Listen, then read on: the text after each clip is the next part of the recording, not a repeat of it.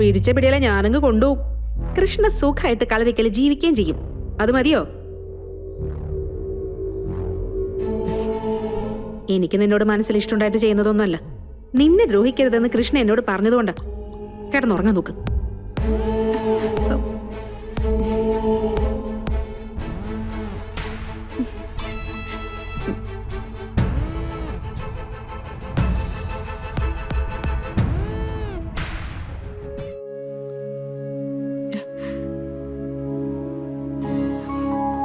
ഗാഥ, ഇരിക്കടോ.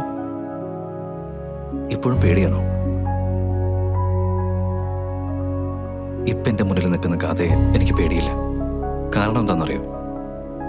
ഈ നിൽക്കുന്ന ഗാഥയാണ് ഞാൻ ഇഷ്ടപ്പെടുന്നത്.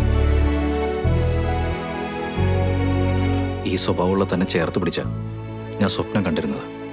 ഉറപ്പാണ് ഗാഥ, ഇപ്പം എൻ്റെ മുന്നിൽ നിൽക്കുന്ന താൻ വേറൊരാൾ തന്നെ.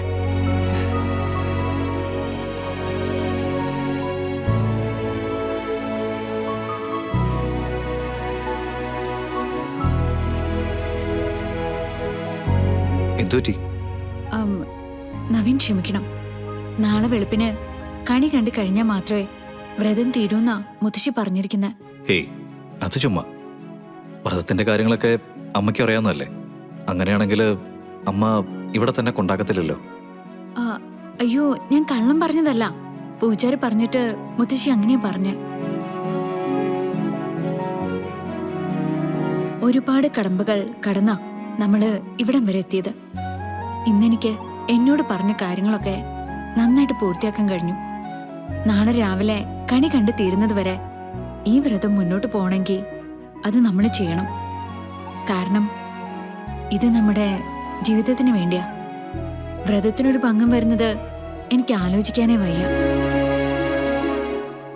എനിക്ക് നവീൻ ഒരുപാട് ഇഷ്ടമായതുകൊണ്ടാണ് ഞാനിത് പറയുന്നത്. ഇപ്പൊ എന്നെ പോകാൻ അനുവദിക്കണം. നാളെ കണി കണ്ടുണരുന്നത് വരെ അത്രമാത്രം.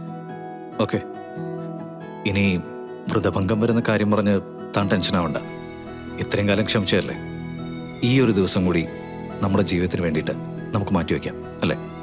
അതെ നവീൻ, വ്രതത്തിന് എന്തെങ്കിലും ഭംഗം സംഭവിച്ചു പോയാ അത് നവീനെയാണ് ബാധിക്കുക. അതെനിക്ക് താങ്ങാനാവില്ല. അത്രയ്ക്ക് സ്നേഹിക്കുന്നുണ്ട് ഞാൻ നവീനെ. ശരി, എങ്കിൽ താൻ പോയി കിടന്നോ. സങ്കടായോ? സാരമില്ല, നാളെ മുതൽ നമ്മുടേതായിട്ടുള്ള ദിവസങ്ങളല്ലേ. പിന്നെ തൻ്റെ ദൈവത്തിനോട് ഒരു കാര്യത്തിനൊന്ന് ക്ഷമിക്കാൻ പറയണം. എന്താ? ഒന്നുമില്ല, ഇതിന്.